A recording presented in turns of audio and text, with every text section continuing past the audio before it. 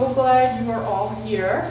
My name is Louise Goldstein. I work here at the Waltham Public Library, and I'm just delighted to have this wonderful program here that Bella Call from our circulation department has helped to put together for us. Our first guest this afternoon is Yashna Sadhu, who lives in Shrewsbury, Massachusetts, and she is here to play violin, one of my favorite instruments. She will be playing the national anthem of India and the national anthem of the United States. If you could all please rise.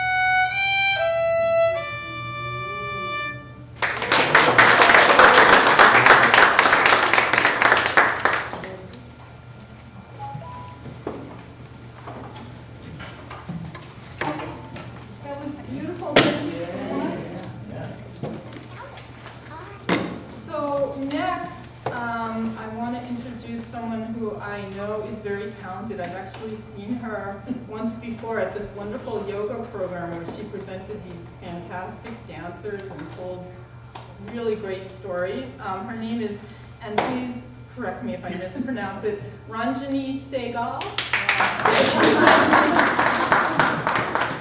Ranjani lives in Burlington, Mass. With her family. Ranjani is an engineer by education and has experience in the field of education technology and has worked at MIT and Tufts University, where she facilitated the development and deployment of several teaching tools and has many publications to her credit. This will take me several lifetimes to catch up with right there. Ranjani is a strong believer in the power of philanthropy and social entrepreneurship to transform the lives of underprivileged people around the world. Ranjani has served as the co-chair of TIE Boston, a social enterprise group that works to foster social entrepreneurship in New England. At present, Ranjani serves as the executive director of Ekal Foundation USA, a 501c3 organization which raises money to support over 80,000 schools in rural and tribal areas of India. And today, she is here to talk about the place and the people who have been the main subject of Rudyard Kipling's book that I'm slightly familiar with at this point, called The Jungle Book. So oh, it's such a pleasure to be here today on this beautiful summer afternoon. I hear, so how many of you have actually read the book? Yeah? Okay, how many of you have seen the movie? It's all new technology now, you know, who cares about books anymore? No, no, libraries, we care about books. I really do care about books and education, and this is why I work for Ekal Vidyalaya, which is to bring literacy and digital literacy to the world. So today, as you all might know, the whole play of The Jungle Book is set in this mystical forest. Or the Man Village, which is in the state of Madhya Pradesh. It's called Sioni, and so it's a fictional place right now. But I wanted to, actually, Bela reached out to me telling me that you're doing a series at the Waltham Public Library about the Jungle Book, and said, could I talk a little bit about the people from Madhya Pradesh, and also because of my experience as the director of this organization, where I travel to very rural, tribal, especially forest areas, to tell you a little bit about what life in real man villages, if there is such a thing, looks like. I'll talk a little bit about that. I'll talk about the history of that place a little bit, through a little bit of a dance as well, and also talk to you about what's going on now and the kind of work that I'm engaged in to make a difference. So my first thing, I have an artifact here. I'm wearing sari that comes from one of those villages that was made there by one of my villagers. So as you can see, it's a very beautiful piece. Yes! You can come and feel if you want to feel the fabric. It's really fabulous to do that. So Madhya Pradesh. Madhya means central, Pradesh, land. So it is the state that is in the center of India. I have here a little lovely costume from a tribal village. So you almost, I think most of you are very familiar with India. India has a mix of very urban populations. You must all know of some Indian doctors, or some, many of the corporations, leading corporations in America are led by Indian Americans. So very, urbanized areas that produce technocrats and businessmen and all that. While at the same time, 70% of India is quite rural. And out of that, about 40% is really remote. It's very, very far out. There are no roads. For example, the places I work, there are no roads for about, say, 6 kilometers to where I have to go. So this is the state that kind of caught the attention of Rudyard Kipling. So just to show you the map of India, you see MP. Let me do that. Okay, there. And that's the place. It is right in the center of India. The history of this place is wonderful. Actually, as how many of you are familiar with the history of India? Okay, yeah. Most of us know history only, because we weren't there, right? So, but definitely in the 1800s. So India is a very, very, very ancient land. We don't know how old place it is, but definitely it dates back several thousand years. You can see, very, very urbanized developments that have happened. As you know, the name India comes because it is on the other side of the Indus River. Which is actually, the original Indian name for it is Sindhu. Sindhu River is what it was. It is kind of, it's over about there, that's where it will be flowing. So the land on the other side of the Sindhu, and that became Hindu after a while. And when the people came from Iran and other places, we were conquered by the Muslim invaders a long time ago. They made it into Hindu, and that's why the religion that is practiced on this side of the Sindhu River became Hindu. And Hinduism really doesn't mean as much to us as it does to define this whole set of beliefs and philosophies. There is a lot that is common to them, but still there's a variant of philosophy. And then in the 1800s, actually I would say late 1600s itself, the East India Company started entering India, and by about mid-1800s, England had colonized India. It was a very difficult time for India, and because India actually was very well developed in its culture and civilization. As you might know, we are the people who have one of the earliest epics, the Ramayana, which is a 24,000 poem epic, was written, I think it is the earliest poetry known to man, known to human beings. So very civilized, very highly cultural place, and suddenly taken over by the colonists who came in. Thank you. So actually today, Madhya Pradesh played ever since the 1800s, Indians have been fighting for their rights to have freedom. And in 1857, that came to a big head when many of the kingdoms came together and really tried to put kind of a rebellion against the British. Today, one of the famous people in that rebellion was a lady who is known now. Her name was Lakshmi Bai. She was the queen from Jhansi, which is in Madhya Pradesh. And I guess today we should all, it's a historic moment as Hillary Clinton has just been nominated to be the first presidential candidate. But Jhansi Ki Rani was a queen back then, and she actually, unlike today's kings and queens, had to go and fight. So she, it is said, was so brave that she had an adopted child. They think the British cleverly put is, by the time they were colonizing, anytime they saw a ruler who did not have their own child, they would say, this belongs to England, we will take it over. And she had an adopted child. And the scene that you see with her is always, she used to take that child with her on her back and ride the horse and really put up a very tough fight. And she was a brilliant, so her story actually is not known often, because the British obviously did not celebrate those mutiny. They called it Sepoy Mutiny. We call it our first war of independence. But her story later was written by a very famous poet, a female poet. And today, I think we will have a little dance to tell you the story of the great Jhansi Ki Rani, the Rani of Jhansi. So anyway, so the story she's going to tell you about is the great queen of Jhansi. We use our hands a lot in this dance form, so I want to explain this to you a little bit. Of Jhansi, who came as a very young maiden to Jhansi, where she was married to the king. And unfortunately, the king died and she became a widow. At that time, Dalhousie, who was a we think very mean, the Britishers might have another opinion, but we think he was very mean. And he thought this is the opportunity to capture the kingdom of Jhansi. He thought there's only a queen, she is not going to do a rebellion. But this queen was no ordinary queen, and she rode on her. First of all, she was so taken with the plight of her people. They were really suffering, and there was a lot of suffering, and she saw Jhansi burning. And when she saw Jhansi burning, she said, I am going to come up, I am going to ride, and I am going to take on the mighty forces.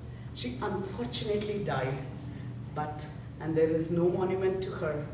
But we believe, the poet says, the great poet who wrote this poem actually wrote it during the time of the Second War of Independence, which we succeeded, thank God. So, because there was no war. Yes, I know, I think we should give ourselves. But there he says, you have gone, but you are your own memorial. We don't need to build something for you, because you are in our memory and in our hearts. So this poem will be rendered by Prerna in the classical style of Bharatanatyam, which is very famous actually in the southern India as a cone, ice cream cone.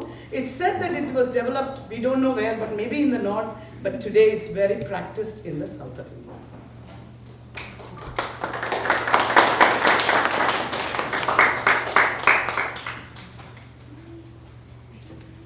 This is always a salutation that we do before we begin any prayer, any dance. We want to touch Mother Earth, because without her, we cannot do anything, whether it is our life or our dance. We can dance with our eyes or our limbs, but we cannot dance without Mother Earth. So we always say she's as precious to us as our eyes themselves. We worship the great Lord, because classical dance is about transforming and bringing good in the world. So we ask for inspiration We pray that the mind's third eye is open so that we can see beyond what we see with the two eyes. Our spiritual mind is open. And finally, we promise that whatever we say today as an artist comes from our heart with them.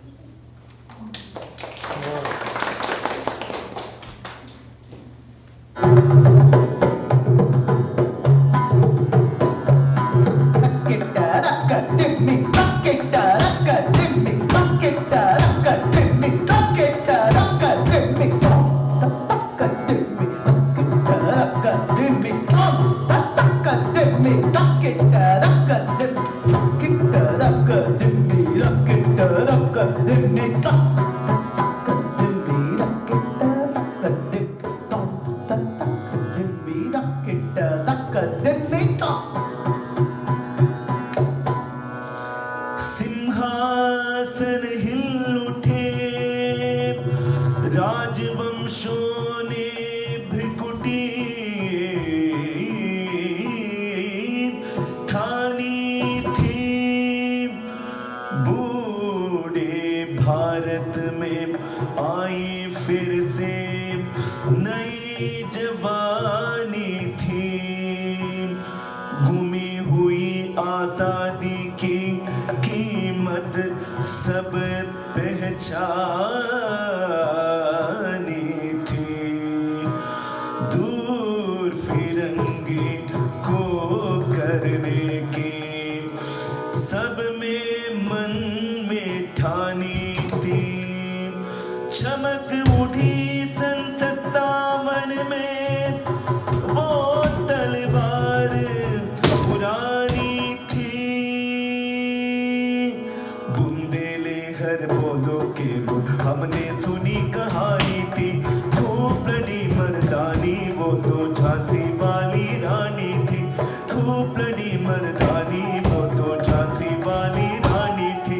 खूब लड़ी मर्दानी वो तो झांसी वाली रानी थी।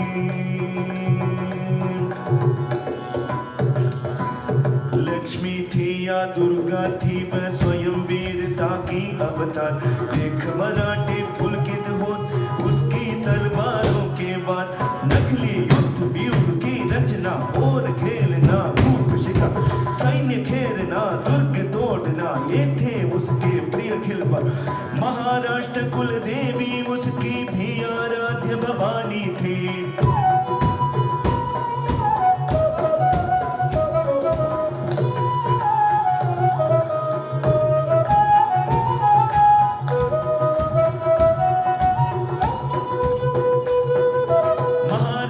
कुल देवी उसकी भी आराध्य भवानी थी।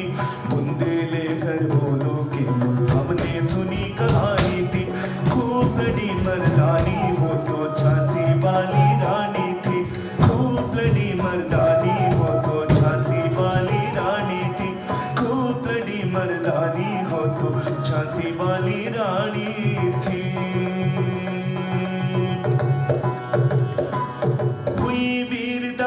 वैभव के नाद सगाई झांसी में। गाहुआ रानी बन आई लक्ष्मी बाई झांसी में।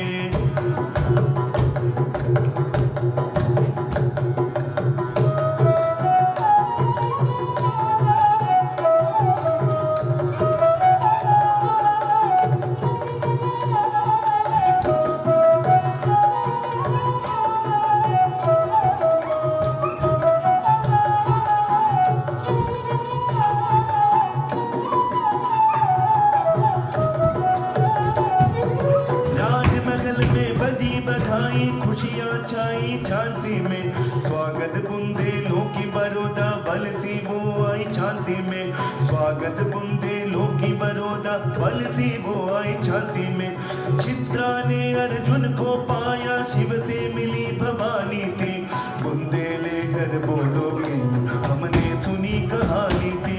खूब लड़ी मर्दानी हो तो झांसी वाली रानी थी।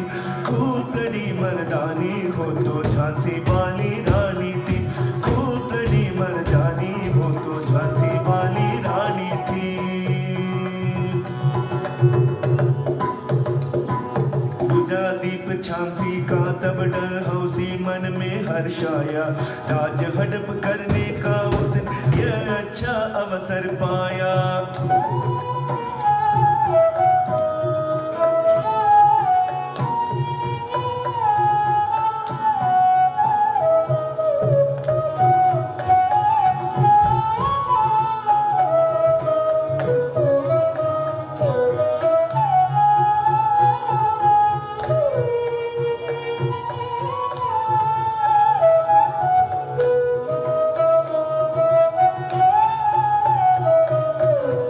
अश्रुपूर्ण रानी ने देखा,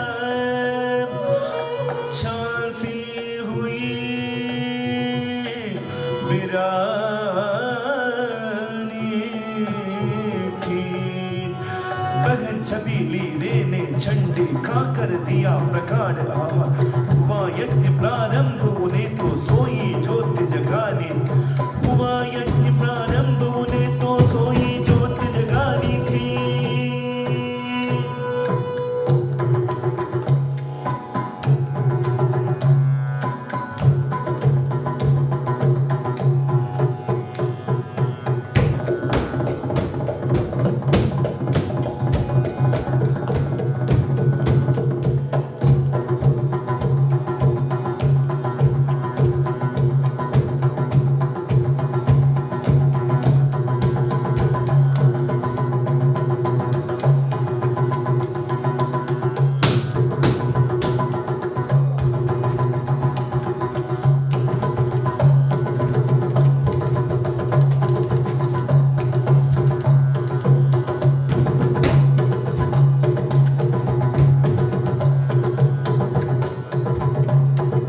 स्वतंत्रता महायज्ञ में कई वीर पर आएगा, इनकी गाथा छोड़ चले हैं झांसी की मैदानों में, जहां खड़ी है लक्ष्मी बाई मर्द बनी मर्दानों में। बुंदेले हर बोरों की हमने सुनी कहानी थी, खूब लड़ी मर्दानी वो तो झांसी वाली रानी थी, खूब लड़ी मर्दानी वो तो झांसी वाली रानी थी। जाओ रानी याद रखेंगे ये कृतज्ञ भारतवासी, ये तेरा बलिदान जगावेगा, स्वतंत्रता अविनाशी। तेरा स्मारक तू ही होगी, तू खुद अमिट निशानी थी।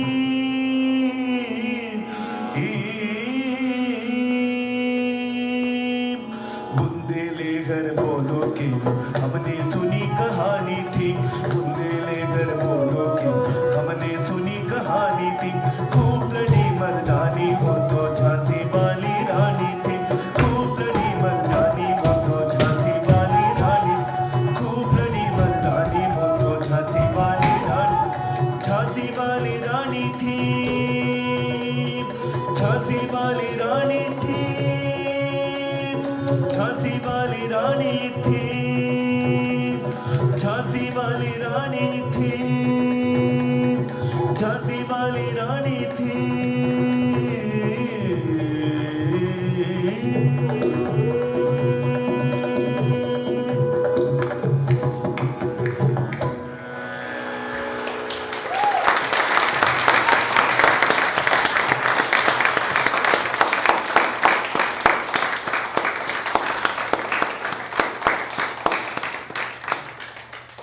Thank you so much. So I hope that, I know for those of you who might know the language, you probably understood the words, but I hope the story came across to the rest of you. to see her transform from this very gentle lady who came as the queen, who, you know, Dalhousie thought he could take for a ride, Abuli. Does it make it relevant to today's context? I don't know. But anyway, but she took it up, and as you saw, always she took her child with her, because that's how she went to war. Very, very phenomenal lady who was, and again, the central theme of that song says that we don't have any memorial, we only know from the storytellers the story. So the Bundele, they are always these storytellers who have kept these stories alive. In history of India is often, you know, there's a lot of history that has been written by the victors, you know, but there's a lot of other alternative histories also which we must read, which are written through the storytellers and through our epics and novels, which really give a lot of insights into things. So that is Jhansi ki Rani. So there it is, India. So what is the land like? So first of all, as I said, the people of Madhya Pradesh, as you can see, are very, very brave, very motivated to do a lot of great things. A lot of history has happened in this space. And I will walk about, and of course, speaking of jungle book, I need to show some animals. We do have a lot of jungles in Madhya Pradesh, and unfortunately, many of the animals are endangered right now. Who can tell me what this reminds you of if you've seen the Jungle Book? Who? That's it? Sher Khan, exactly, yeah. Sher means a tiger, and that's how they have used that word in that. Unfortunately, today, the tigers are very endangered. There was a lot of hunting that had happened a long time ago. But we are doing a lot to revive the... So one of the issues always is in these jungle territories, there is the man-animal conflict that's very big. So organizations like mine is a very big organization. It is, you know, in a very, very large number of places we go. We try to go into the villages, into those tribal areas, bring education, and teach them how to live sustainably in the forest. So there's a lot of opportunity for them to actually not leave there. I mean, it is easy to say, get out of the national forest because the animals are endangered, but where do they go? What do they do? Those are some of the questions that don't get very well answered. And so our organization is very fussy about being very localized and trying to prevent the migration out, but really creating a sustainable livelihood in that village. It actually was created by a very great educationist, you know, who went and lived in some of these villages for about 6 years, and he went back from America as a PhD in nuclear science and wanted to teach at IIT, which is like the MIT of America, but decided that instead the most important thing, education he needs to provide, is to the 73% of people who are not that did not have that much access to education. So anyway, so he set up a very interesting model. But what I found when I go into these areas and I meet these people, one of the most important thing about these people are they are so, so nice. They often invite me into their homes. The homes are not as fancy as mine, probably, you know, maybe more temporary structure than I can think about. And yet, when I go, their meals are very, very simple. And it's amazing that they always feel very honored that I came to eat in their house. You know, instead of saying that I should be indebted to them. And this is, you know, this is the type of people that they are. So we would, when, you know, in ancient times, they always used to say, and I think this is true for every tradition, in Indian tradition, the Atithi Devo Bhava. Atithi is your guest. And the guest is an incarnation of God. You know, when a guest comes to your house, it is Deva, the Lord, that has come to your house. That was kind of going out, I think, everywhere. And but in these villages, it is still there. And I think if we can bring those things back, I think it will be really beautiful. Another thing also I learned when I went into these villages, I got to understand these terrorism and all that much better. So one of the things when I went into these villages, I realized I met a person. In fact, we take local people and train them to be teachers, and you know, because that's the only sustainable way to do these things. You know, if you bring somebody, even a very well-meaning person from Waltham, Massachusetts, will not survive in Sioni, Madhya Pradesh. It's very difficult. It's a very different culture there. But what I found is that if there is no positive energy that goes there, negative energies get there very quickly. In fact, one of the persons I met had actually been associated with a terror group before. And I asked him, why did you do that and why are you here now? He says, you don't understand. Nobody reaches with the hand of love there. we don't even know we live in India. We don't know, because they have been in this isolated little areas. And if positive energies don't come, negative energies come, and they make us believe it's all for our good. And so he in fact said, when Ekal came, which is an organization that I work with education coming in, they said, I wasn't even going to listen because I thought they're going to, again, misuse us. And then I realized that we need the pen, not the gun, So I think that is a very powerful message for me. So it's a great and beautiful place with beautiful nature and all of that. And the more we can do to sustain it, not only in India, around the world, I think it'll be for the benefit of humanity. And again, the very traditional arts and crafts that are there also, that is getting lost a little bit. I really liked, so now we are taking some of those people and putting them to work and trying to get, some of the clothes made and stuff like that, and I'm the beneficiary of one of that here. So, other animals that you can see. And of course, the famous, the monkey has it has captured the imagination of the Indians for very long. We believe that, for us actually in the Indian epics, you see the animals portrayed not as just, dumb or, but they really are portrayed as really divine beings, because that idea that everything is divine is very much part of the Indian culture.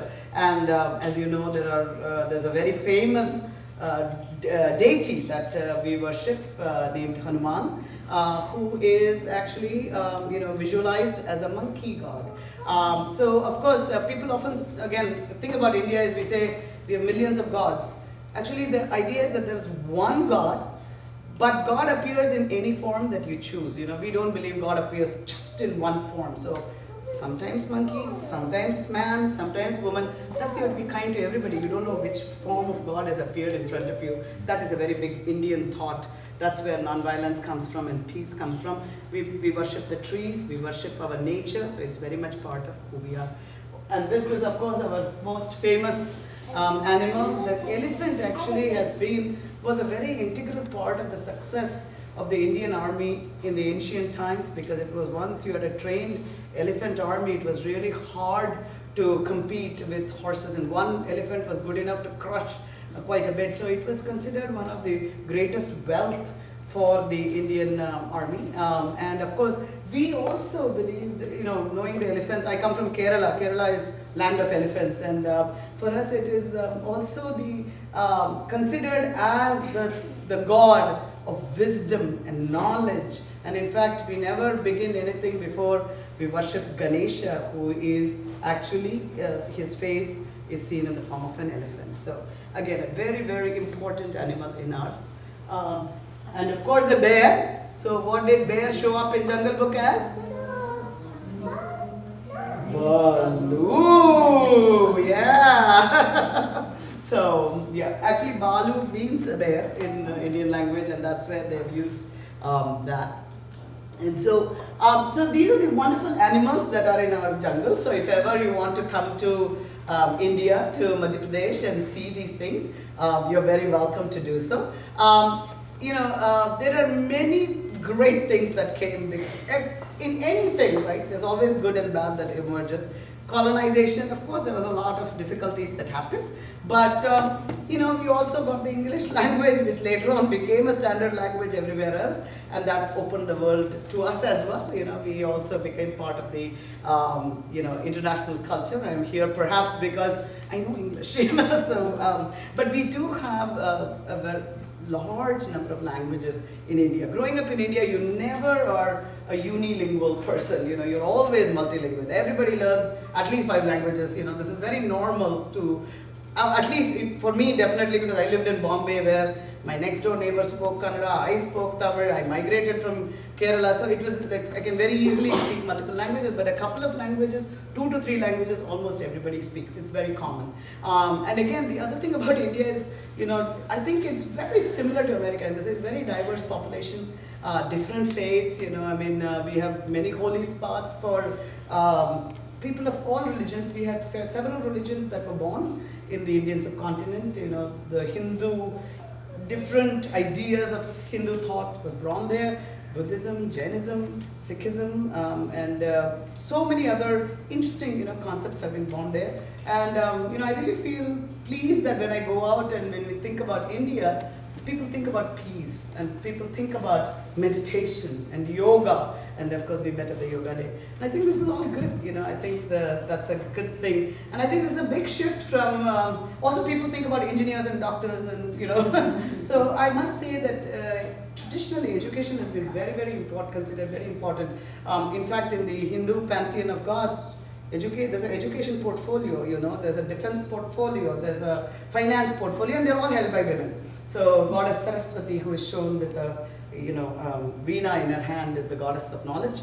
There is Shakti, often shown with, she rides a tiger, that's shown. And then there is also, of course, Lakshmi, the goddess of wealth. And it's always interesting that they have their consorts. There is Brahma, the creator, whose consort is Saraswati, the goddess of knowledge. For creation, you need knowledge. And it is said she lives in the tongue of Brahma. So that's a very symbolic thing. And then there is Shakti, who is the power.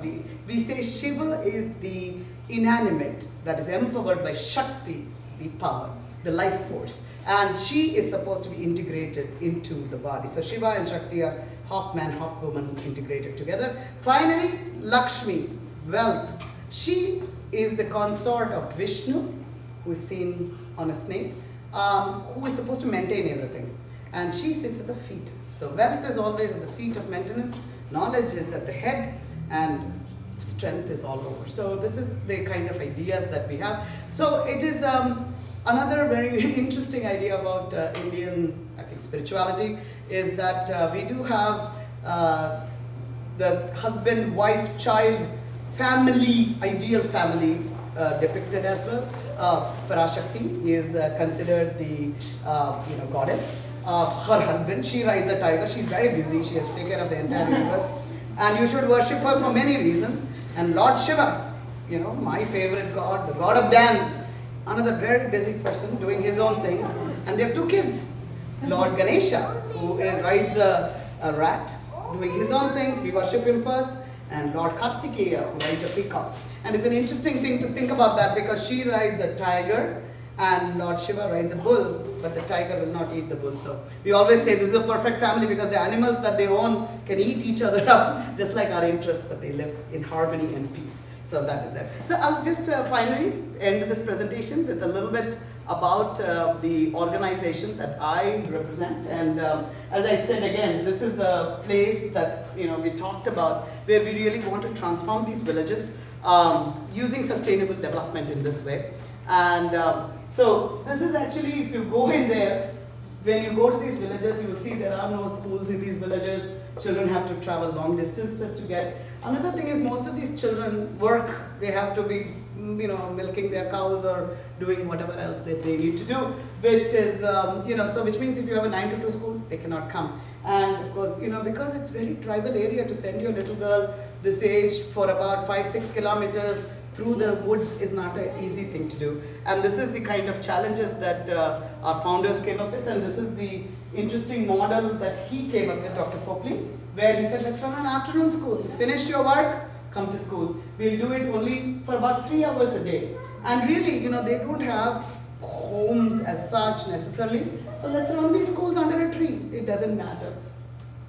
Where do we get the teachers? We'll take a local youth from that area and train them to be teachers. The biggest training we give them is that they need to be the change they want to see in the universe. That's the biggest thing. A teacher is one who knows how to nurture the soul of our students, and that's the quality we look for. The rest is teaching. We do the core curriculum, and we're very fussy about the additional subjects. In these villages, sometimes they don't know basic healthcare. You need to cut your nails. That's why sometimes people look dirty because they don't know the methods to take care of themselves. We work on that. Physical education and value education. At the end of the day, you should have morality. It's very, very important we talk about that. This is the kind of education we work on. It's a basic school. And of course, we do that at the very, very low cost of $1 a day. I'm happy to talk about that later. So this is where we are in actually 53,000. We will be in 57,000 villages this year. And hopefully 100,000 is our target. So we look forward to making that happen. These are schools, these are some success stories. where again, these are the kind of very remote areas, where there was no schools, and now after Ekal has come in, we actually have a lot of people who have finished high school, have become police officers in their areas, joined the army. Very patriotic, very important. That's part of what we talk about. This girl, she's a daughter of a widowed mother, no opportunity to study. She was almost 12 years old when she was illiterate, and we were able to, because we brought the school into the village, she didn't have to travel. She was able to come, and now she became actually a teacher at one of our schools. So, and this woman, because one of the most important things we emphasize is values and giving back to the community. That's a very important part of what you do. So actually, once she graduated from our schools, she went on to run adult education class for her mother and her friends, and also alcohol abuse. That's always a challenge. She worked on some programs. So somebody who was looking for interesting people to lead the torch bearing activity at the London Olympics found her, and she was the one who carried the torch for India, which is pretty amazing, I think so. Yeah, and we're doing a lot of other things, going beyond education as well, and doing a lot of economic empowerment as well. And very pleased to tell you we have a computer lab now. This is all thanks to Boston, actually. A lot of people from the Boston area, we believe in computers, technology a lot, came together, and it's been great actually. So this is a slide from 2007, and now there is computers there. I'm sure the buffalo is happy to get off my back. And there it is, our Prime Minister also is very supportive of this initiative. So, yeah, Mahatma Gandhi gave us freedom, but I think with the computer, we can surely sign. So, this is all I wanted to share with you today. If you have any questions or comments, I'd be happy to talk to you about it. Thank you.